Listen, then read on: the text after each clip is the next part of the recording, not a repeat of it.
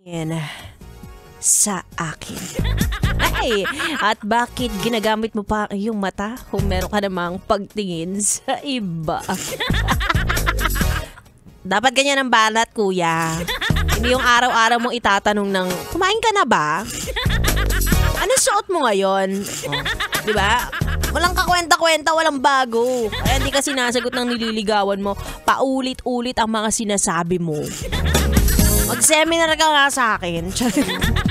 Mga yes, friend, ganda-wanda pa rin ang kasama nyo dito sa 101.1 SFM na nagbibigay hudyat sa iyo, yes, friend, na umamin na sa crush mo.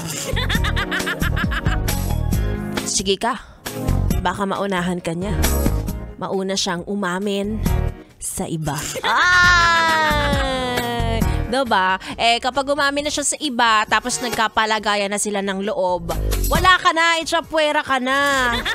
Diba? Sayang yung chance. Ang dami-daming binigay na chance sa'yo, diba? Ilang interaction ang binigay para ikaw ay umamin, pero hindi mo kinuha, hindi mo ginawa. Sorry, hindi ako galit.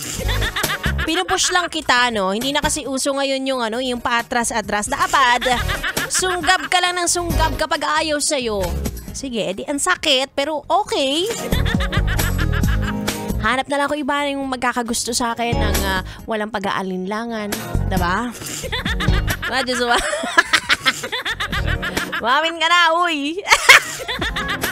Mamin ka na, ito na ang tamang panahon, diba? Kung hindi ngayon, lalong wag bukas. Dapat kahapon pa. Mga ganon. Pero mararamdaman nyo naman yan, no? Sa tao na gugustuhan ninyo. Kung gusto rin kayo, no? So, I guess, yung mga may lakas ng loob na umamin ay malakas din ang kanilang pakiramdam. Na feeling ko pag umamin ako, meron naman akong pag-asa. Hindi naman kita masisi kung hindi ka makaamin kasi alam mong wala ka namang mapapala, di ba?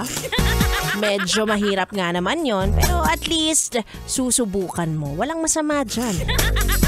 At some point, masasabi mo na, naging matapang ako.